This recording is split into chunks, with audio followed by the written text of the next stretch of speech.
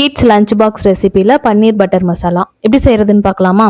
கடாயில் எண்ணெய், வெங்காயம், தக்காளி, பூண்டு, பச்சை மிளகாய், முந்திரியை 5 நிமிஷம் சுடுதண்ணியில் ஊற வச்சுட்டு சேர்த்திக்கோங்க.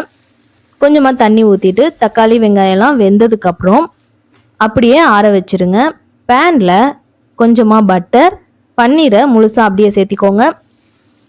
கொஞ்சமாக மிளகாத்தூள், கொஞ்சமாக உப்பு போட்டுட்டு நல்லா ஃப்ரை பண்ணிக்கோங்க. 2 சைடும் ஃப்ரை பண்ணிவிட்டு தனியாக எடுத்து வச்சுருங்க. அதே பேனில் கொஞ்சமாக எண்ணெய், பட்டை, கிராம்பு, ஏலக்காய், பூண்டை குட்டி குட்டியாக சாப் பண்ணி போட்டுக்கோங்க.